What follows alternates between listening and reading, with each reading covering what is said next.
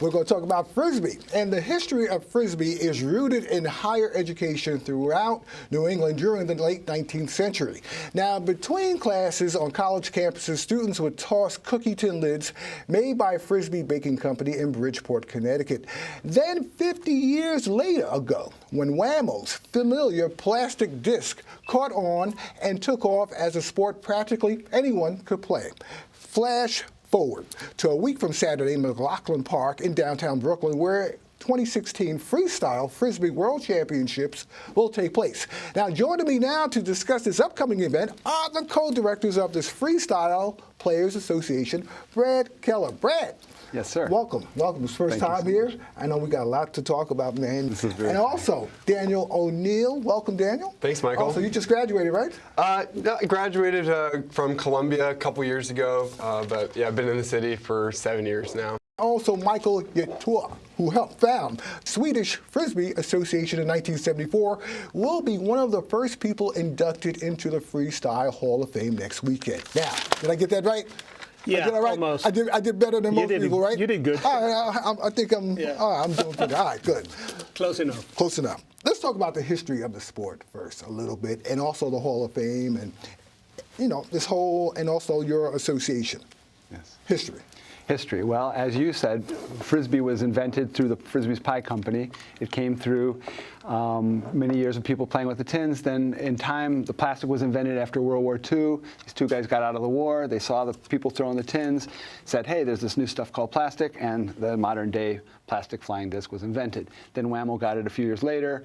Sports developed. The first competition was the IFT, or the International Frisbee Tournament, which happened in the northern peninsula of Michigan, believe it or not, where they played guts, 5-on-5, like dodgeball with a disc.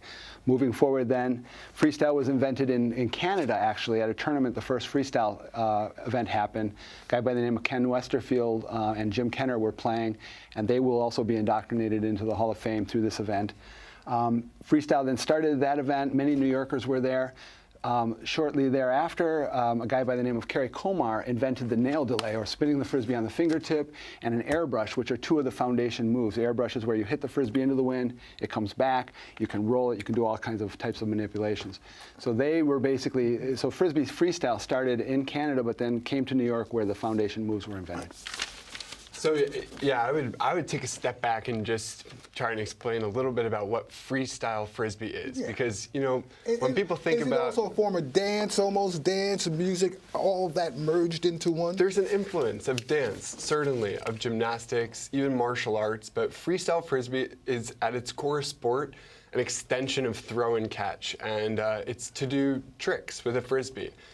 In competition, structurally, it's like figure skating. You have a team of 2 or 3, a panel of judges that evaluates each team in 3 categories: difficulty, execution, and artistic impression. And so we are honored in that we're hosting the 2016 World Championships here in New York. How long does a particular segment last? Is it 3 minutes, 5 minutes? Is it? Yeah, so for the early rounds, it's a 3-minute routine. And if you make it to the finals, that's a 4-minute routine.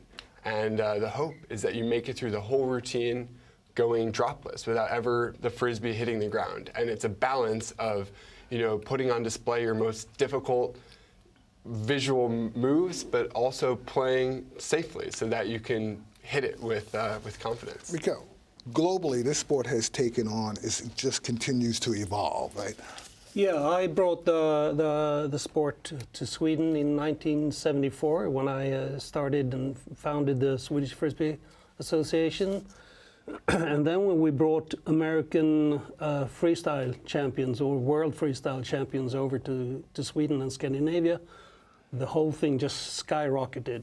And so I toured nationally in Sweden for 4 consecutive summers with world champions of the late 70s.